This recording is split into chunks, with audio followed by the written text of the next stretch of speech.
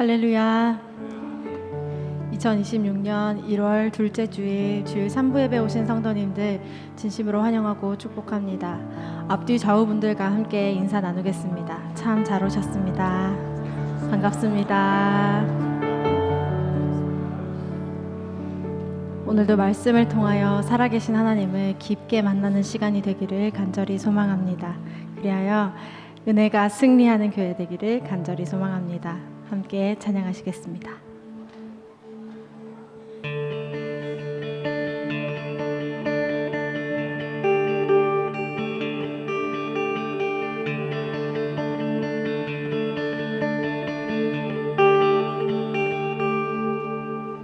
예수 사랑하시는 성경에서 배웠던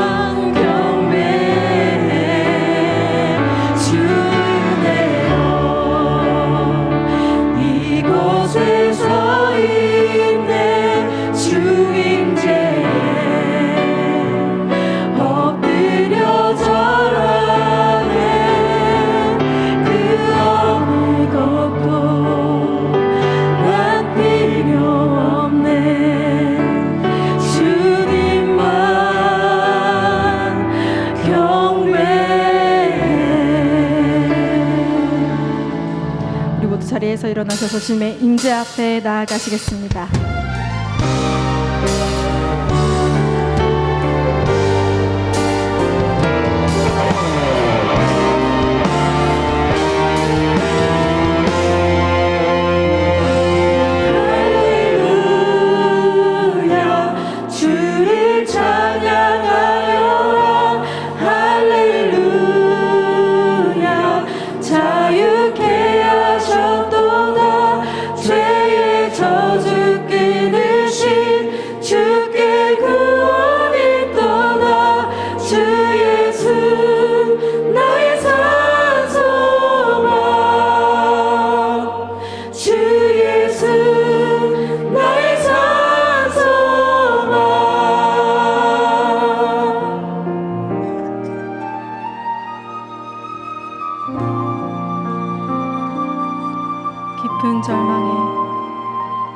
깊은 절망에 수렁 가운데 주님께 닿을 수 없던 우리 어두운 밤중에 하늘을 향해 주의 이름 나 부를 때 어둠을 뚫고 오신 주 사랑 나의 절망 거두셨네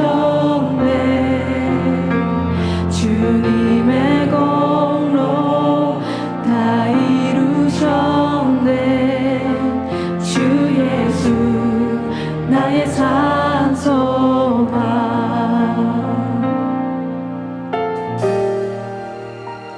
그 누가 주의 자비를 따라 한없는 은혜 증량할까 영광을 떠나 이 땅에 오신 죄가 되신 구주 예수 주의 십자가 내게 말하네 영원히 난 용납된대 아름다우심과 나는 주의 것 그리스도 나의 산소가 할렐루야 주를 찬양하여 할렐루야 자유케 하셨도다 죄의 저주 끊으신 주께 구원이 또다 주 예수 나의 산소가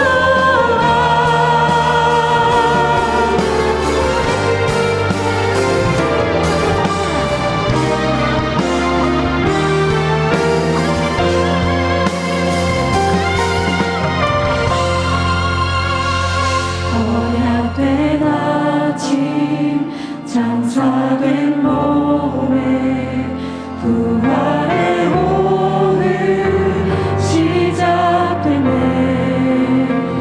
유다의 사자 위험찬 선포 사망이 무너졌도다 함께 선포합니다 이제 사망은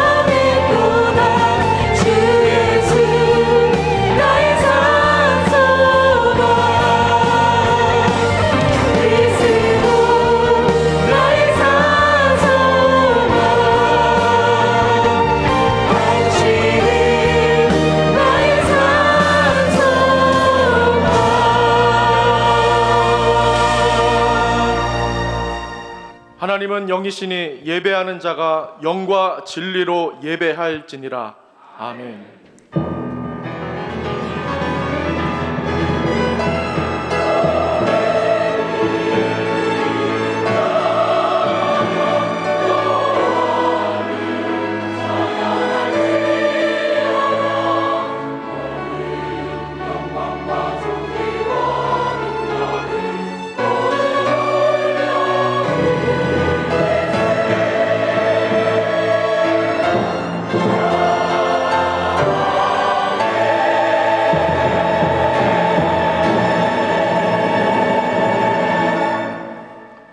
전능하사 천지를 만드신 하나님 아버지를 내가 믿사오며 그 외아들 우리 주 예수 그리스도를 믿사오니 이는 성령으로 잉태하사 동정녀 마리아에게 나시고 본디오 빌라도에게 고난을 받으사 십자가에 못 박혀 죽으시고 장사한 지 사흘 만에 죽은 자 가운데서 다시 살아나시며 하늘에 오르사 전능하신 하나님 우편에 앉아 계시다가 저리로서 산자와 죽은 자를 심판하러 오시리라.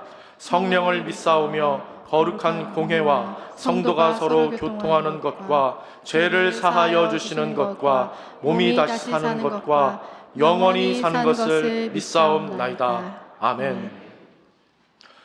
어찌하여 이방 나라들이 분노하며 민족들이 헛된 일을 꾸미는가?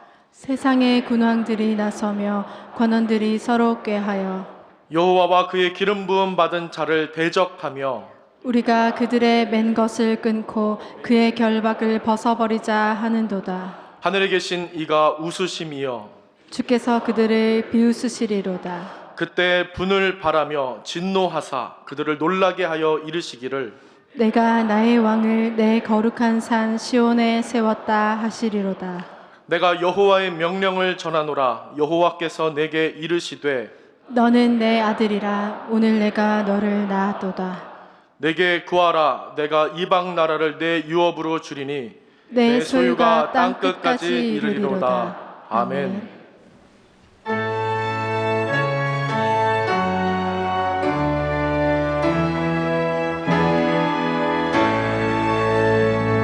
성부 성자 성령령 찬송과 영광 돌려보내세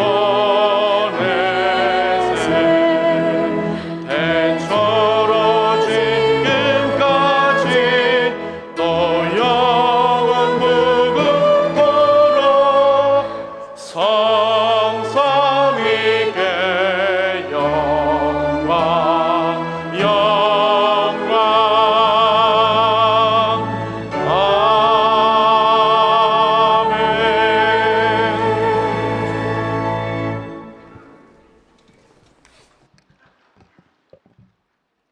내가 만물을 새롭게 하노라.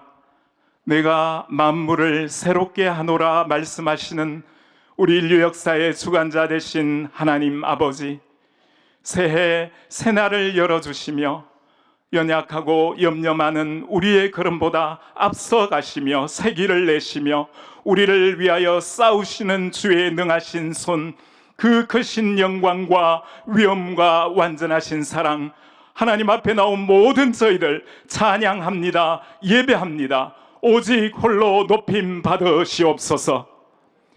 함께 걸어온 50년, 함께 걸어갈 내일, 2026년 첫 해 첫 달 그 찬란한 첫 아침 햇살로부터 구름 기둥 불기둥 밤과 낮 우리 인생 울퉁불퉁 12달 광야 인생길이지만 늘 함께 동행하실 여정을 지나 마침내 마지막 황혼 끝날까지 하나님 허락하신 생명의 말씀 신비에 새기고 묵상하고 묵상하기를 원합니다.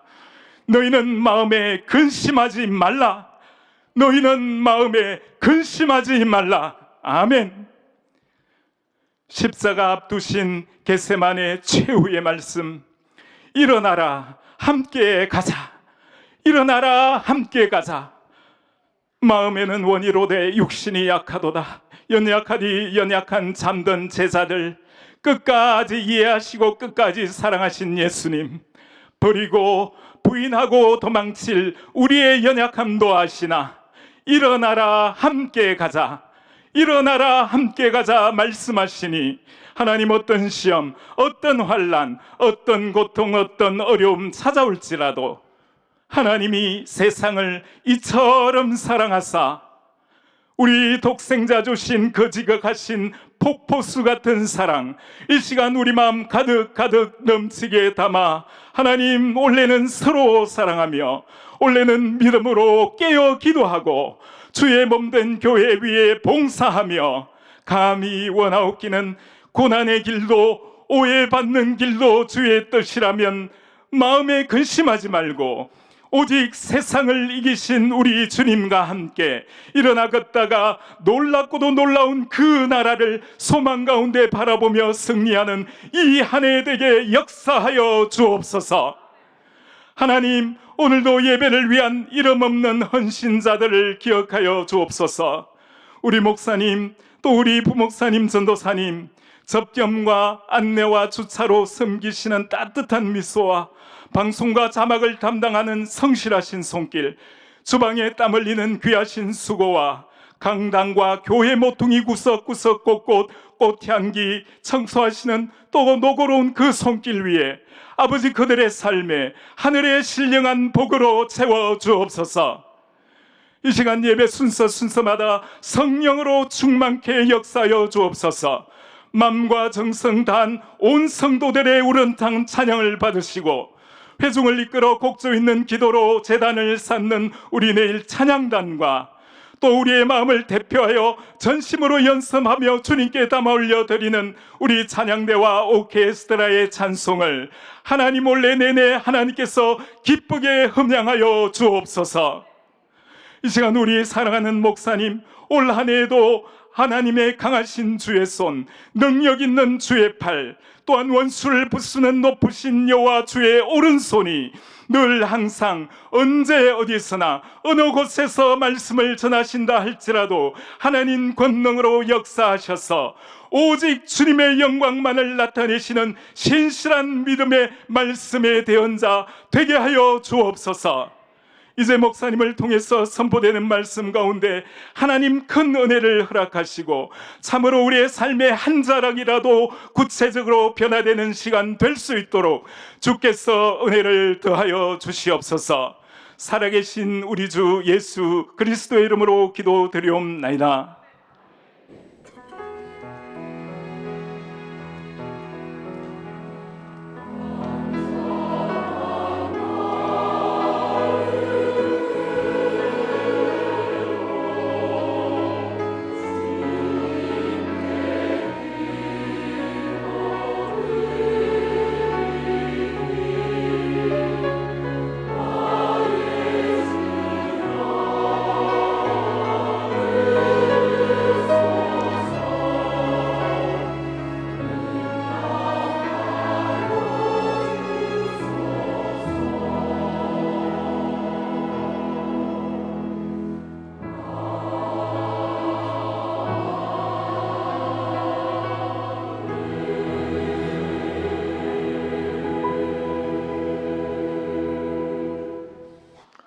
오늘 처음 등록하신 가정이 있으십니다. 이봉근 성도님, 김진규 성도님, 심숙현 성도님, 정지명, 이수진 성도님 가정, 박주강 성도님, 오창림 성도님 주님의 이름으로 환영하고 축복합니다. 예배 후에 행정관 3층에 있는 새가족실에서 꼭 안내를 받아주시기를 부탁드립니다. 주일 광고입니다. 행정연합회의가 오후 3시 30분에 더 홀에서 진행됩니다. 엘로드 월십 단원을 모집합니다. 내일교회 50주년 로고송 함께가 제작되었습니다. 음원은 교회 홈페이지 및 유튜브에서 들으실 수 있습니다. 2026년 신년 기도 제목을 삽지나 교회 홈페이지를 통해 작성해 주시기를 바랍니다. 청년 예배 차량 운행이 신설되었습니다. 홈페이지에서 차량 운행을 참고해 주시기 바랍니다. 분리수거장 앞 장기 거치 자전거를 18일 주일 이후로 철거할 예정입니다. 꼭 참고해 주시기를 부탁드립니다. 내일의 꿈 1월호가 발행되었습니다. 주중 광고입니다. 고등부 겨울 수련회가 12일 월요일부터 13일 화요일까지 진행됩니다. 청년 2부 미얀마 단기 선교팀이 선교 중인데 15일 목요일 복귀할 예정입니다. 중등부 겨울 수련회가 16일 금요일부터 17일 토요일까지 진행됩니다. 예친 겨울방학 활동이 있습니다. 주보 5면을 잘 봐주시기를 부탁드립니다. 예고 광고입니다. 2026년 제20기 내일교회 장학생을 선발합니다. 1월 26일 월요일부터 2월 6일 금요일까지 사무실에 신청해 주시면 됩니다. 유년부 겨울 성경학교가 18일 주일과 더불어 24일 토요일에서 25일 주일까지 진행됩니다. 고등부 태국 단기 선교가 20일 화요일부터 그 다음 주 27일 화요일까지 진행됩니다. 교우 소식과 담임 목사 동정을 보시고 함께 기도해 주시면 감사드리겠습니다. 성경 봉독, 오늘 하나님 말씀 고린도전서 15장 12절에서 19절까지 말씀입니다. 제가 봉독은 12절에서 15절까지만 하도록 하겠습니다.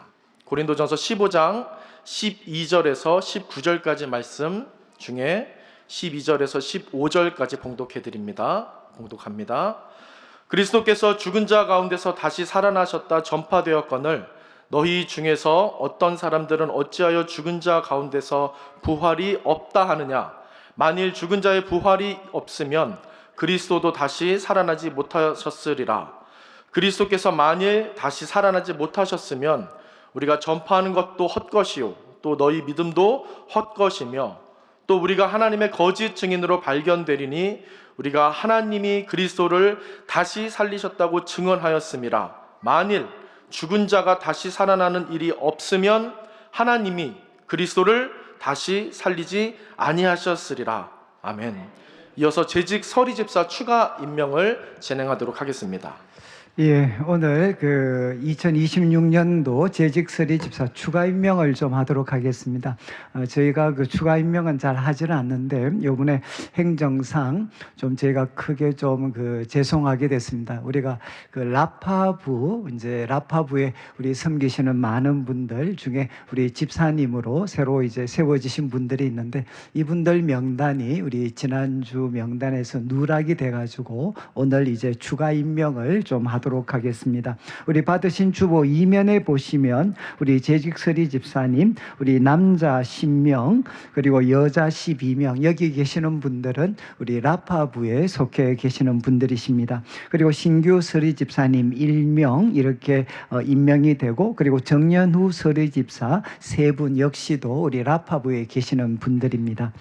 제가 한번 이분들을 위해서 기도드리도록 하겠습니다. 하나님 아버지 감사합니다. 우리 내일교회 또 라파부를 세워주시고 또 이 라파부를 통해서 몸과 마음이 많이 연약해지신 분들이 주님께 예배드리며 또 하나님께 찬양을 하고 또 모든 성도들에게 믿는 자의 본이 될 수 있도록 세워주신 것 감사합니다. 이제 이분들이 우리 내일교회 재직 서리 집사님으로 함께 임명받아 주님의 몸된 교회를 세워갈 때 성령으로 충만하게 하시고 영육간의 강건함을 더딥혀 주시며 또한 모든 믿는 자의 본이 될 수 있는 은혜를 허락하여 주시옵소서. 감사를 드리며 살아계신 예수님의 이름으로 기도드립니다. 아멘. 제가 임명하겠습니다. 강종철 집사외 22명은 2026년도 내일교회 재직서리 집사로 추가 임명되었음을 내가 성부와 성자와 성령의 이름으로 공포하노라.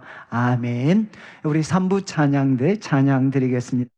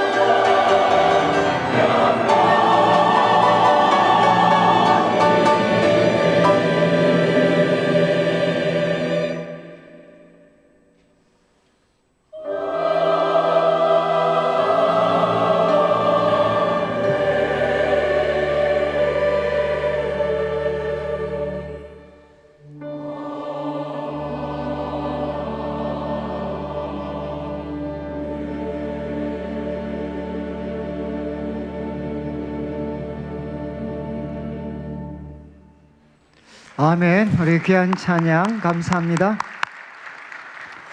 예, 우리 앞뒤 좌우로 한번 보시고 사랑합니다, 축복합니다 한번 인사 같이 나누도록 하겠습니다. 예, 저희들이 2026년 이제 두 번째 주일인데 우리 지난주부터 이제 고린도전서 15장 말씀을 이제 같이 살피고 있습니다. 이제 고린도전서 15장은 부활장으로 이렇게 알려진 그런 귀한 말씀입니다. 오늘 우리 12절 말씀을 먼저 좀 보고 제가 말씀을 드리겠는데, 우리 12절 말씀 이제 사도 바울은 이렇게 이야기합니다. 그리스도께서 죽은 자 가운데에서 다시 살아나셨다, 이렇게 전파되었거늘 너희 중에 어떤 사람들은 어찌하여 죽은 자 가운데에서 부활이 없다 하느냐, 이렇게 질문을 합니다. 이제 이 12절 말씀이 이제 사도 바울께서 왜 고린도전서 15장 말씀을 기록하셨는가에 대한 이제 직접적인 하나의 그 원인이 됩니다. 원인. 지금 고린도 교회 성도들은 12절 앞부분이 이야기하는 것처럼 그리스도께서 죽은 자 가운데에서 다시 살아나셨다, 이 복음의 말씀이 그들에게 전파되어졌습니다. 그런데 이 말씀이 전파되어졌을 때 그들은 믿고 그리고 그 말씀 가운데 굳게 서게 됐습니다. 우리 1절 말씀, 우리 자막을 보시면 이 15장을 시작할 때 이야기했죠. 형제들아, 내가 너희에게 전한 복음을 너희에게 알게 한다. 이제 바울은 죽은 자의 부활을 믿지 못하는, 이제 이것을 이렇게 부정하는 우리 고린도 교회 일부 성도들, 이 성도들을 이렇게 바르게 하기 위해서 바울은 먼저 그들에게 전했던 복음에 대해서 알게 한다라고 이야기했습니다. 그러면서 후반부에 보시면 이는 너희가 받은 것이고 그 가운데 선 것이다. 여러분, 이제 고린도 교회 성도들에게 예수 그리스도의 복음이 전해졌을 때 그들은 그것을 받아들였고 그리고 그 가운데 굳게 서게 되었습니다. 그리고 11절 말씀을 보시면 바울은 이렇게 앞의 교훈을 마무리했습니다. 그러나 나나 그들이나 이같이 전파하며, 여기 나는 사도 바울을 뜻하고 그리고 그들은 누군가 하면 다른 사도들입니다. 다른 사도들이 다 같이 이같이 전파했다. 이것은 이제 3절부터 기록이 된 복음, 예수 그리스도의 복음을 전파했고 그리고 너희도 이같이 믿었다. 그 전해진 예수 그리스도의 복음을 그들이 믿었다라고 바울은 이야기했습니다. 그런데 그들이 이제 받아들였고 믿었고 그 가운데 서게 된 그 복음의 내용은 무엇인가? 그 복음의 내용을 바울은 3절부터 우리에게 알려주었습니다. 그래서 그 복음은 지난주 들었던 말씀이니까 성경대로 그리스도께서 우리 죄를 위하여 죽으셨습니다. 그리고 그분은 장사 지낸 바 되시고 그리고 성경대로 그리스도께서는 셋째 날에 다시 살아나셨습니다. 이것이 바로 예수 그리스도의 복음입니다. 복음.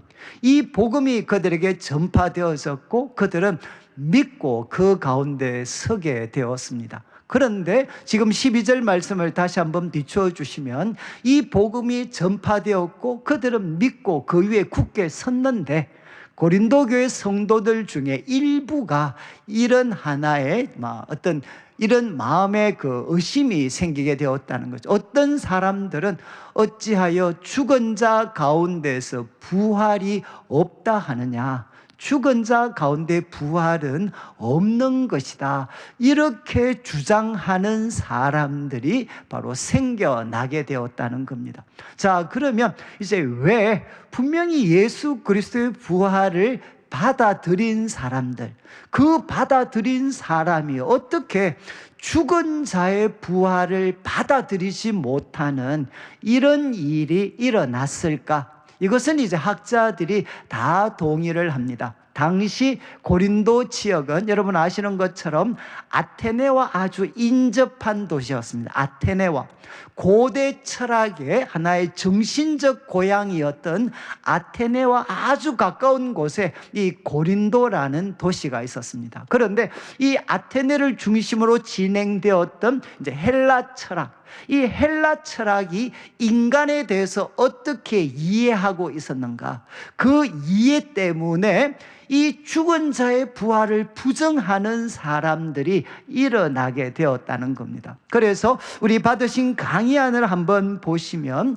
이제 지금 제가 문제 제기 뒷부분에 헬라 이원론에 대한 가르침을 좀 간단하게 거기에 좀 명기를 했습니다.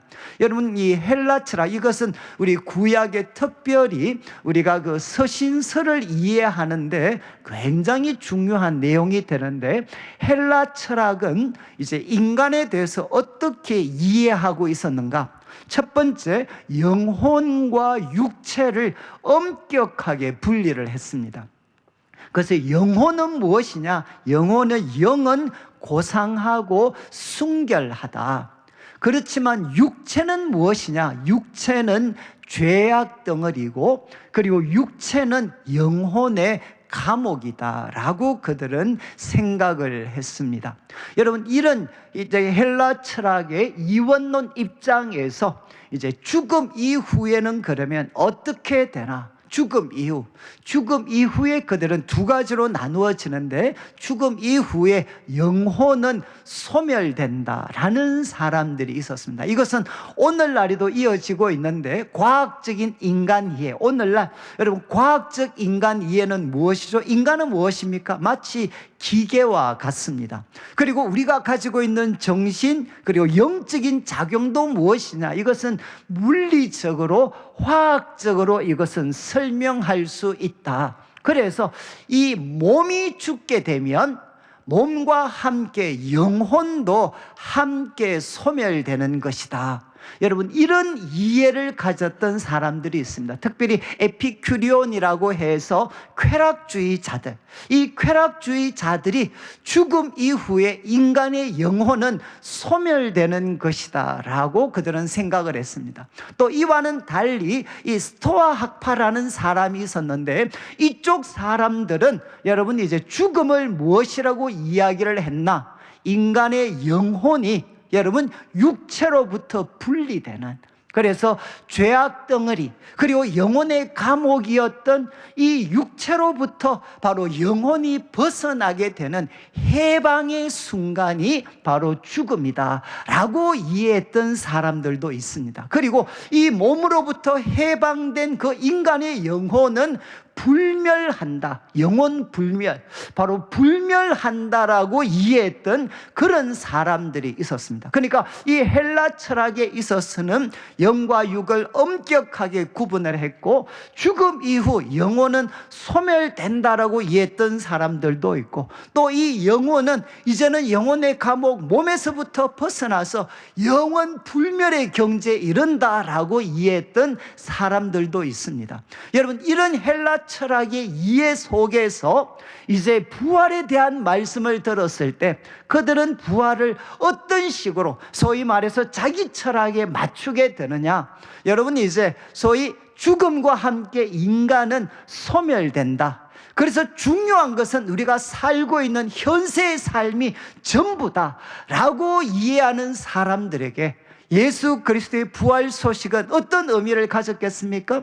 그들에게는 뭔가 하면 우리 영혼이 거듭나는 것을 영적인 각성으로 이해를 했습니다. 영적으로 바로 큰 깨달음을 갖게 되는 각성의 순간을 그들은 영적인 부활의 순간으로 그들은 생각을 했습니다. 그래서 예수님을 믿고 그들 가운데 성령이 임해서 깊은 깨달음, 영적 각성이 일어나는 순간을 그들은 바로 바로 영의 부활이라고 그들은 생각을 했습니다. 그리고 이런 사람들은 디모데후서 2장에도 나오는데 영의 부활은 이미 일어난 것이다, 미래에 일어날 사건이 아니고 이미 일어난 것이다 라는 이해를 가졌던 사람들이 있습니다. 여러분, 오늘날 실존주의 신학자들, 실존주의에 영향받은 사람들이 이와 비슷한 입장을 취하게 됩니다. 여러분, 실존주의자 이 신학자들의 글을 읽으시면요, 특별히 부활과 관련되는 글을 읽어보면 정말 화려합니다. 근데 이 사람들의 기본적인 입장은 무엇이냐? 예수 그리스도의 부활, 이것이 역사적인 사건인가 아닌가 하는 것은 더 이상 의미가 없다는 겁니다. 예수 그리스도의 부활이 역사적인 사건이냐 아니냐 하는 것은 의미가 없고, 중요한 것은 무엇이냐? 이 메시지가 오늘을 사는 우리에게 주는 의미, 오늘을 사는 우리에게 던지는 메시지와 의미가 중요한 것이지, 예수님의 부활이 역사적이냐 아니냐 하는 것은 아무런 의미가 없다. 중요한 것은 우리에게 영적인 각성을 주는 메시지가 중요한 것이다. 여러분, 이런 이해를 가졌던 사람들, 그들에게는 여러분 부활은 무엇이냐? 영적인 각성으로 이해하는 사람들이 있었습니다. 또 한 부류의 사람은 여러분 영원 불멸을 믿는 사람들에게는 부활, 예수 그리스도의 부활을 뭐라고 이야기했느냐? 죽어서 영혼이 천국에 가는 것을 그들은 부활 구원이라고 이해를 했습니다. 그런데 이들에게도 어떤 공통점이 있느냐? 여러분, 이들에게도 역시 더 이상 몸의 부활은 필요하지 않습니다. 여러분, 영혼이 천국 가면 그만이지 우리들의 몸의 부활이 있을 이유가 무엇이 있느냐? 여러분, 영혼 소멸을 받아들이든 영혼 불멸을 받아들이든 여러분이 이제 몸의 부활, 죽은 자의 부활은 필요하지도 않고 불가능한 것이다 라고 그들은 생각을 했습니다. 그리고 또 일부의 사람들, 이런 사람도 있었습니다. 예수 그리스도께서는 몸으로 부활하셨을지 모르겠는데 중요한 것, 우리하고는 관련이 없다. 여러분, 예수님과 우리를 구분해서 생각하는 겁니다. 하나님이 보내신 구원자 예수님은 몸으로 부활했는지 모르겠지만 우리들과는 질이 다르기 때문에 예수님에게 일어난 이 사건이 우리들에게도 일어날 수 있는 사건이다, 그렇게 말하기는 조심스럽다. 이런 입장을 가진 사람들도 있었습니다. 조금 정리를 하면 이제 고린도 성도들 가운데 분명히 이들은 예수 그리스도의 죽으심과 부활에 대한 메시지를 듣고 그리고 그것을 받아들이고 믿고 그 위에 든든히 섰는데 부활에 대한 해석을 그들은 다르게 했습니다. 이 부활은 몸의 부활을, 죽은 자의 부활이 아니고 영의 부활이야.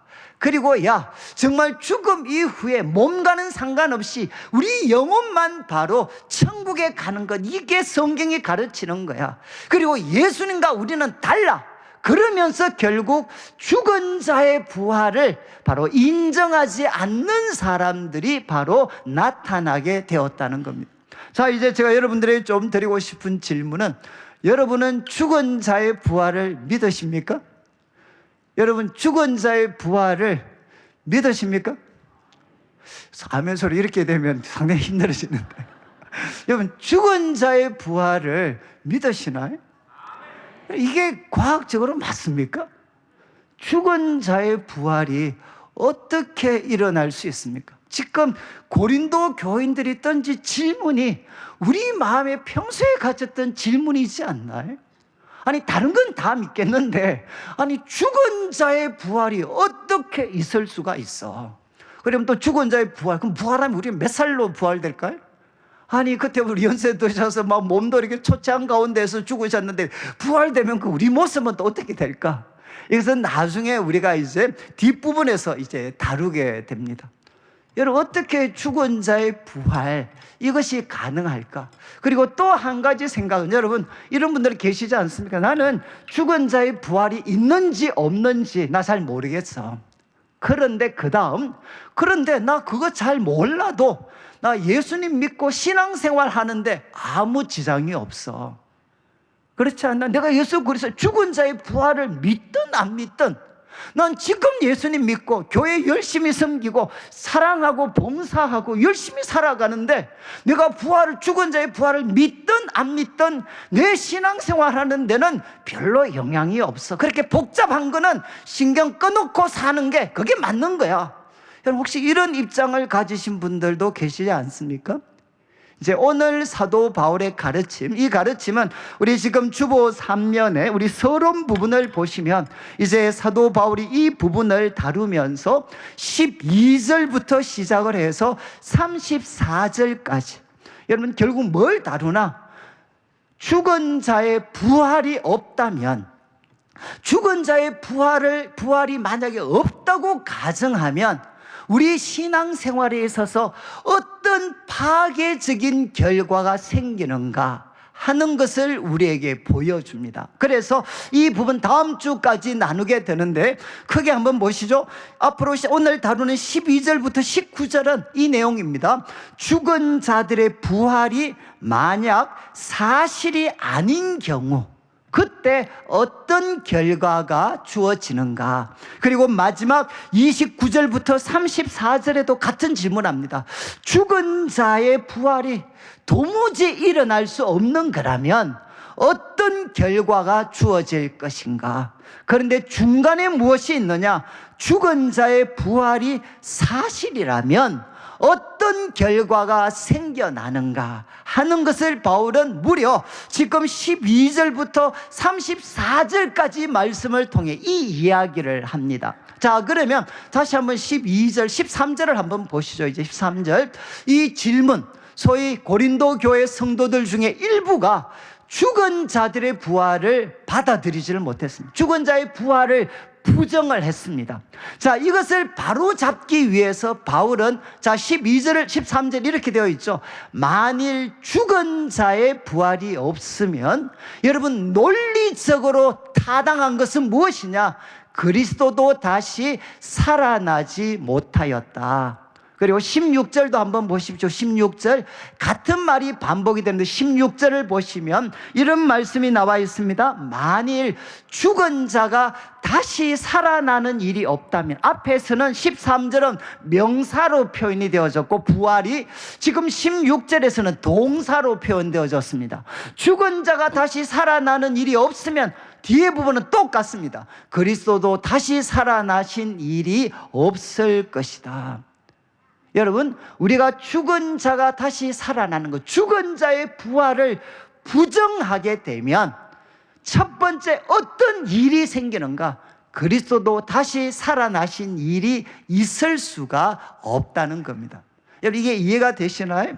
이것은 바울은 삼난논법에 근거해서 우리한테 설명을 합니다. 잘 보시죠. 첫 번째 1번은 뭐냐? 죽은 자의 부활. 죽은 자의 부활은 없다. 여러분, 이것이 첫 번째 명제입니다. 그러면 두 번째는 무엇이겠습니까? 죽은 자의 부활은 없다. 그런데 두 번째, 그리스도께서 죽으셨습니다. 그러면 거기에서 자연스럽게 3단 논법에 근거해서 내릴 수 있는 세 번째 결론은 무엇이죠? 그리스도는 여러분 부활할 수가 없습니다. 그렇지 않나요?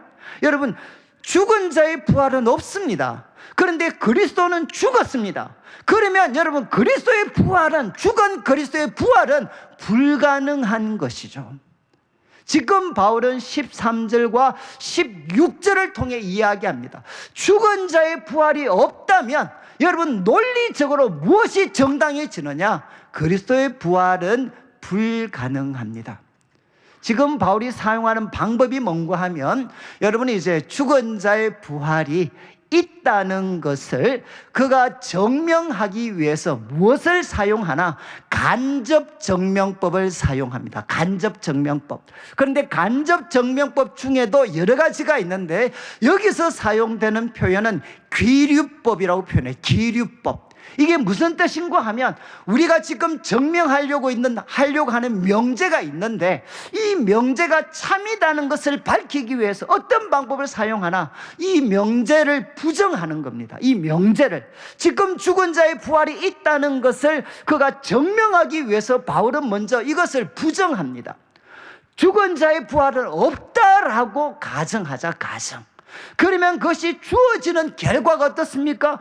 불합리적인 결과가 주어지면 봐라, 이것을 부정하면 이런 부정적인 결과가 주어지니까 결론은 무엇이냐? 바로 이 명제는 맞아야 돼 라고 사용하는 방법이 바로 간접정령법입니다. 지금 바울은 이제 지금 12절부터 시작을 해서 34절까지 간접정명법을 통해서 죽은 자의 부활이 없다면 그 일어나는 부당한 터무니없는 결과를 통해 우리에게 이야기하죠. 야, 봐, 그러니까 그 죽은 자의 부활은 있는 거야. 이런 방법으로 지금 바울은 논리를 전개하고 있습니다. 자, 그러면 지금 이제 13절과 16절에서 여러분, 죽은 자의 부활이 바로 부정되면 무엇은 그리스도의 부활은 불가능합니다. 죽은 자의 부활을 여러분 믿지 않으면서 예수 그리스도의 부활을 믿는다고 하는 것은, 이것은 삼척 동자도 웃을 일이라는 거죠. 논리적으로 안 맞잖아요. 여러분, 죽은 자의 부활은 없습니다. 그리스도는 죽었습니다. 그러면 당연히 논리적인 경과가 그리스도의 부활은 없다, 이것이 타당한 결과죠. 자, 이제 바울은 이야기합니다. 죽은 자의 부활이 없으면 그리스도의 부활은 불가능합니다. 그 다음 14절을 보시죠. 그러면 그리스도의 부활이 바로 불가능하다면, 자, 이제 첫 번째 무너지는 것이 뭐냐? 바로 앞부분, 그리스도께서 만일 다시 살아나지 못하셨다면 첫 번째, 우리가 전파하는 것도 헛것이다. 우리가 전파하는 것은 무엇입니까? 전해진 복음입니다. 바울이 알겠고 그들에게 전해진 예수 그리스도의 복음은 한마디로 헛것이라는 겁니다. 이유가 무엇이죠? 복음은 동전의 양면처럼 이루어져 있습니다. 한 면은 무엇입니까? 예수 그리스도께서 우리 죄를 위하여 죽으셨습니다. 이것이 동전의 한쪽 면입니다. 그러나 동전의 반대쪽 면은 무엇입니까? 그분이 성경대로 3일 만에 다시 살아나셨습니다. 이것이 예수 그리스도의 복음인데, 여러분, 그리스도의 부활이 불가능한 것이고 기독교가 만들어낸 진리라고 이야기하면, 여러분, 복음은 헛된 것이죠. 그것은 거짓을 포함하고 있으니까 복음은 헛된 것이 됩니다. 그리고 두 번째, 이것은 두 번이나 반복이 되는데, 두 번째, 너희 믿음도 헛것이다. 당연한 거 아닌가요? 지금 여러분들이 가장 소중하게 간직하고 있는, 가장 소중하게 여기고 있는 믿음, 그 믿음의 기초는 무엇이냐? 예수 그리스도의 죽으심과 부활입니다. 그런데 예수 그리스도의 부활이 바로 조작된 사실이라면, 여러분, 그것에 뿌리 내리고 있는 우리들의 믿음은 헛것일 수밖에 없죠. 헛된 것일 수밖에 없습니다. 바울은 이야기했습니다. 지금 죽은 자의 부활이 부정되면, 여러분, 논리적으로 그리스도의 부활은 불가능합니다. 그리고 그리스도의 부활이 바로 불가능한 것이라면 복음도 헛것이고, 그리고 우리가 뿌리 내린 믿음도 헛것이 됩니다. 그리고 나아가서 그 다음 구절을 보시죠. 15절에 보시면 이 복음을 전해주었던 사도 바울과 사도들은 뭐가 됩니까? 하나님의 거짓 증인으로 발견된다는 것은 판명될 것이다. 여러분, 이 복음을 전해주었던 사도 바울과 사도들은 하나님의 거짓 증인으로 판명 날 것이다. 이유를 설명하는데 복잡하게 되어 있는데, 이틀을 보시죠. 이런 뜻입니다. 왜 하나님의 거짓 증인이죠? 우리는 하나님이 그리스도를 다시 살리셨다라고 이야기했는데, 그 그리스도는 누구냐? 하나님이 살리신 적이 없는 그리스도인데, 하나님이 살리신 적이 없는 그리스도를 하나님이 그리스도를 다시 살리셨다라고 전했으니까 뭡니까? 우리는 하나님의 거짓 증인이고, 조금 더 과격하게 말씀드리면 사기꾼에 불과하다는 것입니다. 죽은 자의 부활이 없다면, 여러분, 바로 그리스도의 부활이 없는 것인데, 우리는 어떻게 전했느냐? 하나님은 그리스도를 다시 살리셨다, 그리스도를 살리신 적이 하나님이 없는데 살리셨다라고 전했으니까 거짓 증인이고 사기꾼에 불과하다는 겁니다.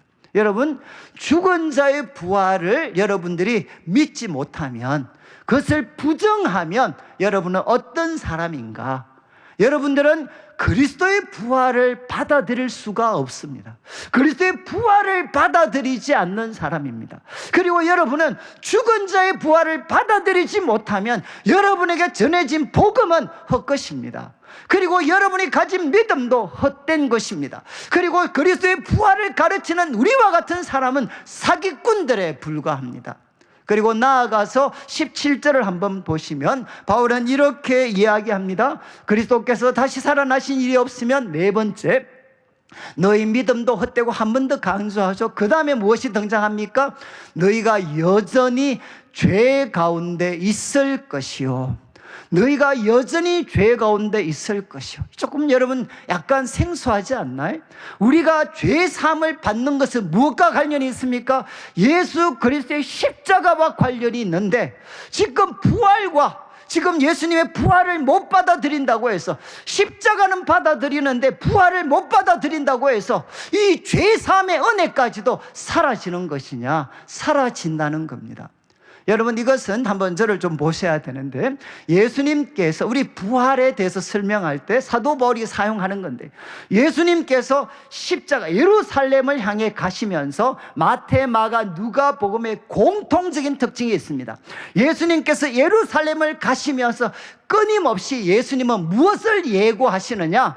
예수님께서 예루살렘에 가시면 어떤 일이 일어납니까? 모든 사람의 환영 가운데서 메시아로 그분이 세워지는 게 아니라 사람들에게, 지도자들에게 그는 버림을 받습니다. 그리고 고난을 받습니다. 능욕을 당하고 그분은 십자가에 못 박혀 죽게 된다. 예수님께서는 끊임없이 제자들에게 이 고난을 예고하셨습니다. 그런데 고난을 예고하시면서 왜 예수님께서 바로 버림을 받으시고 십자가에 못 박혀 죽으십니까? 이유는 무엇이냐? 바로 우리들의 죄를 대신해서 모든 사람을 위한 대속 제물로 자기를 드리는 것이다. 이렇게 예수님께서 말씀하셨어요. 여러분, 예수님은 예루살렘을 향해 가시면서 예수님께서 죽으실 것, 고난과 죽음에 대해서 말씀하셨고, 이 고난과 죽음은 선지자들이 이야기했던 것처럼 바로 죄를 위한 대속 제물로 드려지는 것이다 라고 말씀하셨습니다. 그런데 또 한 가지 사실을 말씀하셨어요. 두 번째 사실이 무엇이냐? 예수님께서 순환과 그리고 십자가에 못 박혀 죽으시면 그것으로 끝나는 것이 아니라 3일째 부활할 것이다 라고 우리 예수님께서는 명백하게 말씀을 하셨습니다. 자, 그런데 어떻게 됐습니까?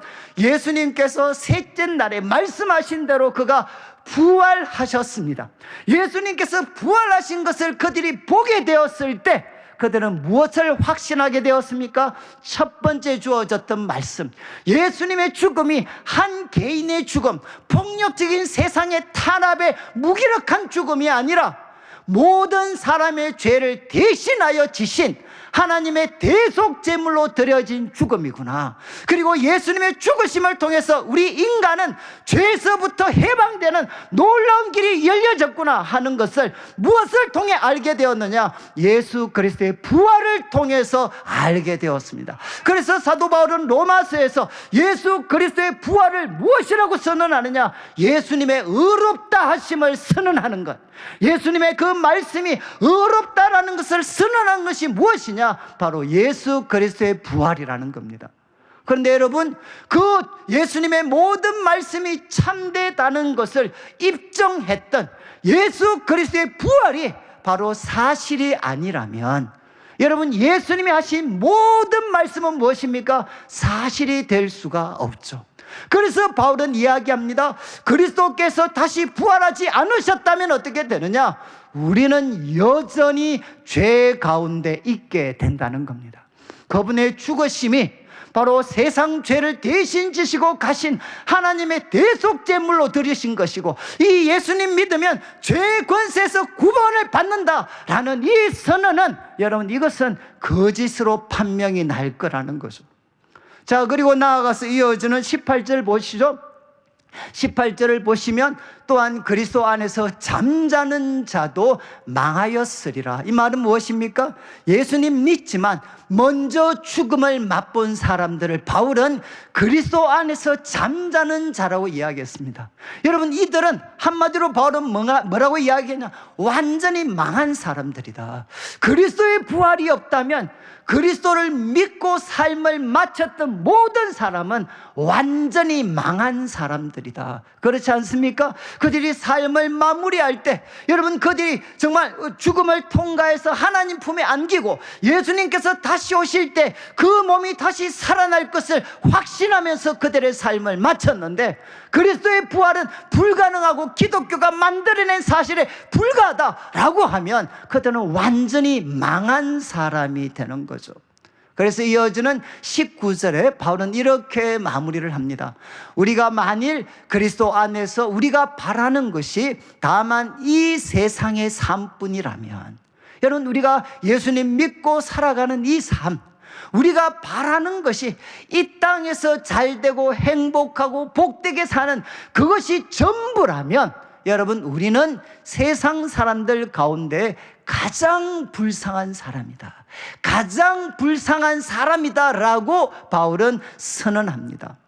여러분, 그렇지 않나요? 여러분들도 이렇게 예수님 믿으면서 한번 생각해 보시면 우리가 예수님 때문에 얼마나 포기한 게 많습니다. 저도 예수님을 믿고 대학교 때 이제 예수님을 새롭게 참 만나고 나서 저를 가장 힘들게 했던 말씀이, 누구든지 나를 따라오려거든 첫 번째가 뭡니까? 자기를 부인하고. 좀 죄송한 말씀입니다. 예수님을 믿으려면, 나를 따라오려거든 자기를 부인하고 자기 십자가를 지고, 이것은 뭡니까? 날마다 죽어라, 그리고 나를 따르라. 여러분, 예수님 따르려면 우리는 자기를 부인해야 돼. 그리고 자기 십자가를 지면서 날마다 자기 자신을 죽여야 돼. 얼마나 이것이 아프고 고통스럽습니까? 그런데 이것을 우리가 기꺼이 우리가 감당한 이유가 무엇이냐? 이것이 바로 생명의 길이다, 영생의 길이다 라는 것을 우리가 확신했고, 그것을 확신하게 만들어준 것이 무엇이냐? 그리스도의 부활이 우리에게 이 확신을 주었기 때문에 우리는 부인하는 것, 그리고 자신을 죽이는 것을 기쁘게 감당할 수가 있었습니다. 그런데 바로 그리스도의 부활이 조작된 사실이라면 세상에 우리들보다 더 불쌍한 사람이 어디에 있겠습니까? 여러분, 오늘 말씀을 통해 바울이 도전하는 것은 무엇이냐?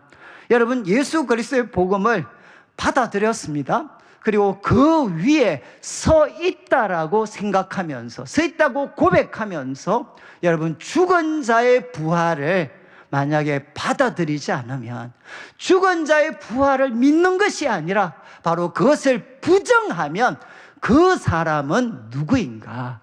그 사람은 어떤 사람인가? 바울은 우리에게 설명을 했습니다.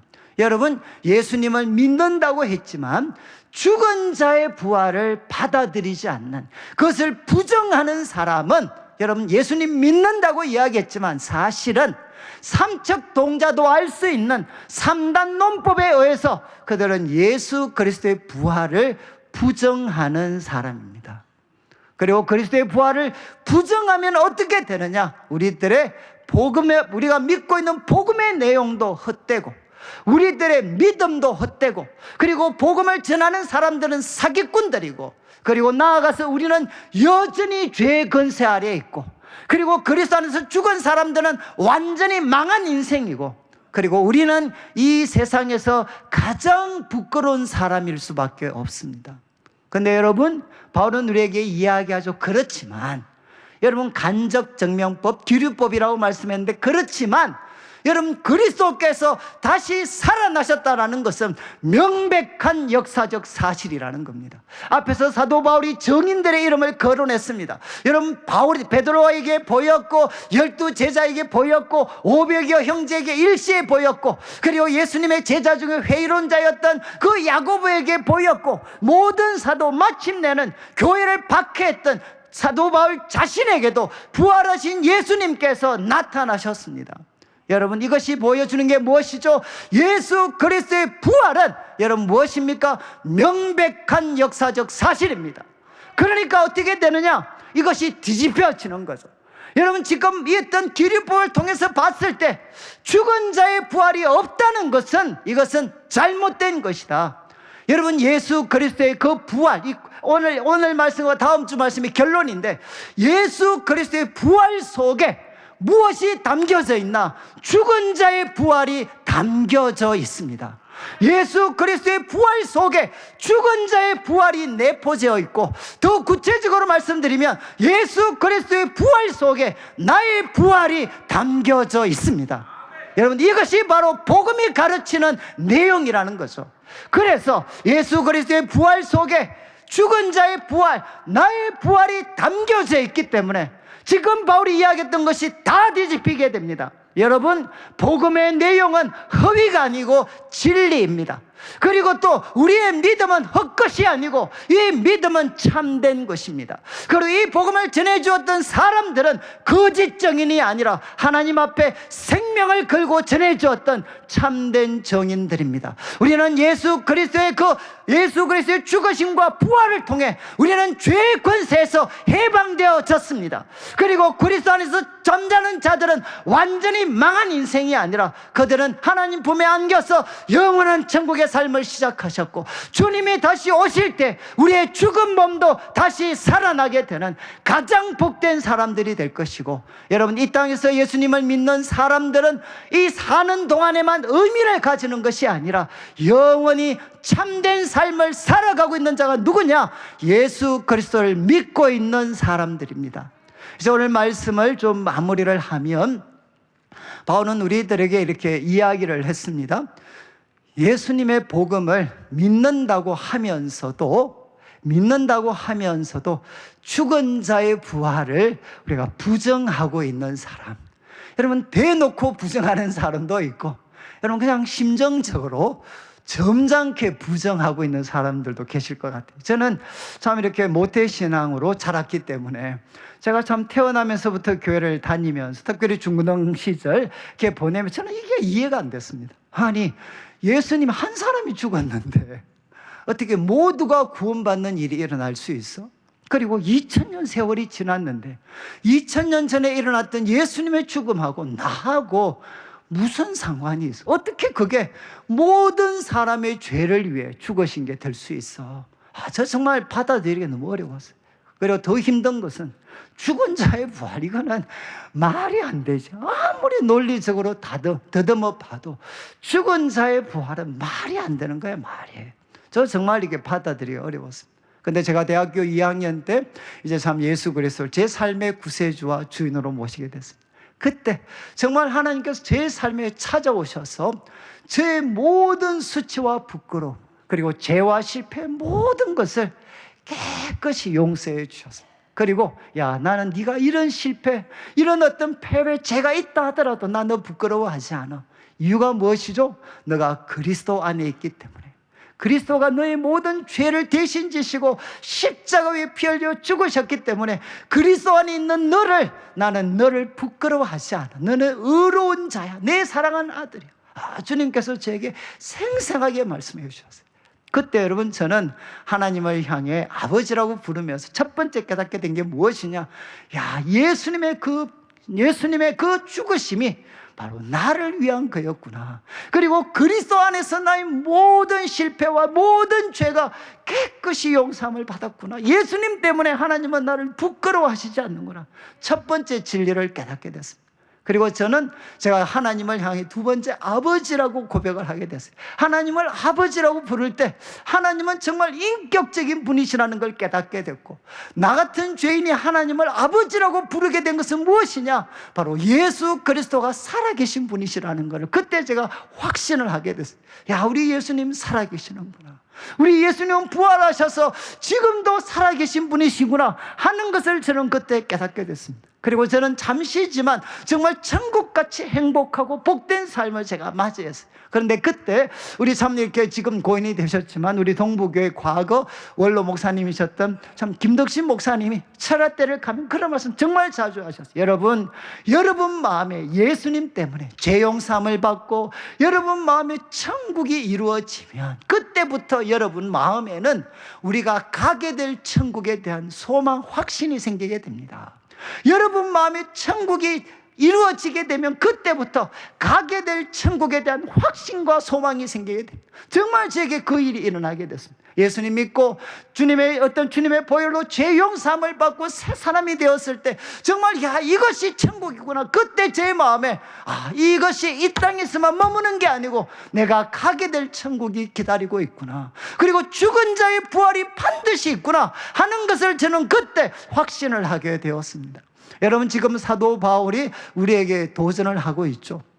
우리 성도들 가운데 그냥 기독교는 이 땅에서 좀 착하게 살도록 해주고, 그리고 기독교는 이 땅에서 많은 문제 실패를 만나지만 하나님의 도우심 의지해서 성공적인 삶을 살도록 해주는 것, 이게 전부인 것처럼 생각하는 분들이 계실 수 있습니다. 여러분, 만약에 여러분의 마음이 그렇게 생각한다면, 여러분, 죽은 자의 부활은 더 이상 필요하지 않다면 그리스도의 부활도 없습니다. 우리 기독교의 모든 기초는 무너지고 우리들의 믿음은 헛된 것이 됩니다. 그러나 성경은 이야기하죠. 예수 그리스도는 다시 부활하셨습니다. 예수 그리스도는 다시 살아나셨습니다. 그리고 그것은 명백한 역사적 사실입니다. 그렇다면 예수 그리스도의 부활 속에는 무엇이 담겨져 있느냐? 다음 주 주제가 되는데, 2주 후의 내용의 주제가 되는데, 예수 그리스도의 죽음, 예수 그리스도의 부활 속에는 바로 죽은 자의 부활이 포함되어져 있습니다. 예수 그리스도의 부활에는 바로 나의 부활이 이 예수님의 부활 속에 포함되어져 있습니다. 저는 이 한 주 동안 앞으로 우리 성도님들이 살아계실 때 부활하신 주님, 그 하나님을 우리 이번에 이제 요한복음 나눌 때 핵심이었죠. 여러분, 바로 부활하신 주님께서 그의 영을 통해 우리와 함께 하십니다. 예수 그리스도의 부활 진리를 굳게 붙잡고 이 한 해도 우리가 믿음, 소망, 사랑으로 살아가게 되시기를 원합니다. 그리고 제가 한 주 동안 참 이렇게 쭉 지내면서 우리 교회 여러 소식들이 많습니다. 여러 소식들이. 그래서 저는 참 갑작스러운 그런 참 어떤 질병이나 이런 어떤 것 때문에 정말 참 건강하셨던, 또 화목하셨던 가정에 큰 어려움이 찾아오고, 또 특별히 참 힘든 것은 우리 교회를 위해서 평생 헌신하셨던 우리 어르신들도 점점 이제 연세가 드시면서 여러분 기력도 쇠하고 또 정신도 흐릿해질 때가 있고, 여러분 만약에 우리가 이 땅에서 우리가 소망하는 게 이 생에서 이것이 전부라면 정말 우리처럼 불쌍한 사람이 없죠. 그러나 우리가 당당해질 수 있는 것은 무엇이겠습니까? 어떤 재앙이 우리에게 와도 우리가 당당해질 수 있는 것은 무엇이냐? 죽은 자의 부활이 있습니다. 이 땅에서의 삶은 그냥 서막에 불과합니다.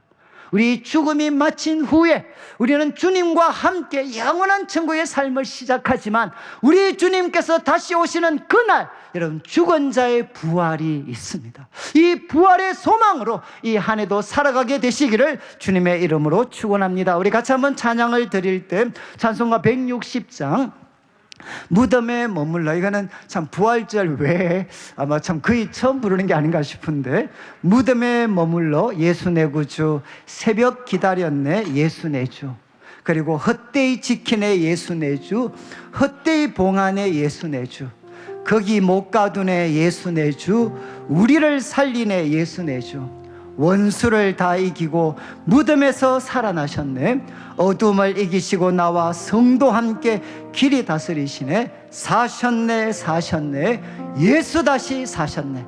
우리 같이 한번 찬양을 드리겠습니다.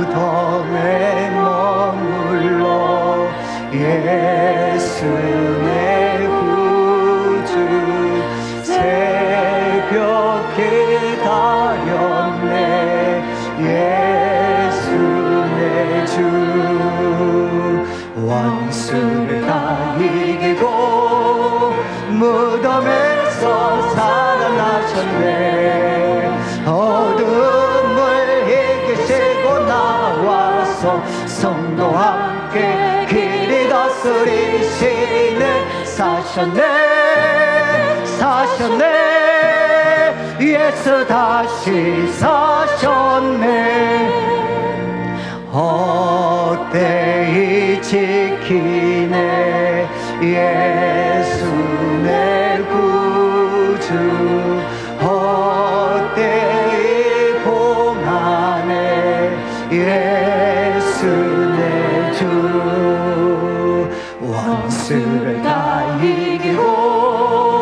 죽음에서 살아나셨네.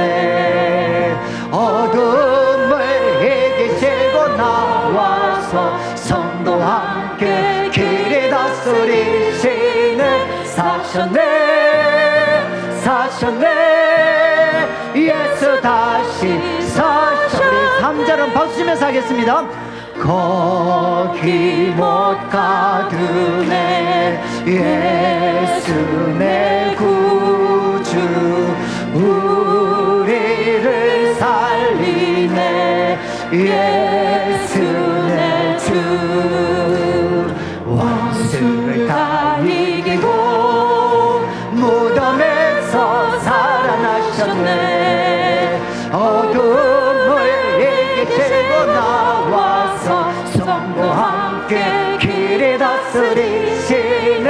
사셨네 예수다. 우리 후렴만 한번 하겠습니다. 원수를 다 이기고 무덤에서 살아나셨네. 어둠을 이기시고 나와서 성도와 함께 길에 다스리시네. 사셨네 예수 다시 사셨네. 할렐루야. 우리 다시 한번 일어나셔서 우리 앞뒤 사람 보시고 예수님 부활하셨습니다. 한번 서로 한번 이야기하겠습니다. 예수님 부활하셨습니다. 그리고 이제 하나만 더 이야기하겠습니다. 죽은 자의 부활이 있습니다. 우리 같이 한 번 더 이야기하겠습니다. 제가 한번 기도드리겠습니다. 우리 같이 한번 기도드릴 때 하나님, 이 안에도 우리가 부활하신 예수님과 함께 부활의 확신 가지고 믿음, 소망, 사랑의 삶 살아가게 하여 주시옵소서. 성령님 저를 충만하게 하여 주시옵소서. 우리 합심해서 함께 한번 기도드리겠습니다. 하나님 아버지 감사합니다. 주님께서 부활하셨습니다. 죄와 사망과 사단의 권세를 짓밟으시고 승리하셨고, 하나님 아버지 우리는 참된 믿음을 가지고 있고 죄에서 해방되었으며, 하나님 아버지 우리는 이 세상 가운데 가장 복되고 참된 사람으로 살아가고 있습니다. 하나님 아버지 오늘도 우리 성도들 한 분 한 분에게 주 성령께서 역사하셔서 예수께서 부활하심을 확신하게 하시고 죽은 자의 부활, 너의 부활이 있음을 확신하게 하여 주시옵소서. 하나님 도와주시옵소서. 하나님 아버지 감사합니다. 오늘도 사랑하는 성도님들 주님 앞에 귀한 예물을 드립니다. 이 물질 속에 담겨져 있는 우리 성도님들의 눈물과 기도와 땀, 믿음과 사랑의 고백을 연락하시고 먼저 주의 나라와 의를 구하는 주의 백성들에게 약속하신 대로 모든 것을 더하여 주시옵소서. 예수님 부활하셨습니다. 예수님 부활 안에 죽은 자의 부활이 포함되어져 있습니다. 나의 부활이 담겨져 있습니다. 하나님 이 부활의 능력 확신 가지고 이 한 해도 승리하는 삶 살아갈 수 있도록 붙잡아 주시고, 우리의 믿음, 우리의 소망은 약합니다. 성령님 우리 가운데 임하여 주시옵소서. 특별히 질병 가운데 있는 우리 성도님들 예수 이름으로 고쳐 주시옵소서. 낙심한 가운데 있는 우리 성도님들 부활하신 주님께서 찾아가셔서 그들에게 능력을 부어주시고 사랑을 부어주시옵소서. 감사를 드리며 예수님의 이름으로 기도드립니다. 아멘. 지금 우리 주 예수 그리스도의 크신 은혜와 하나님 아버지의 극진하신 사랑과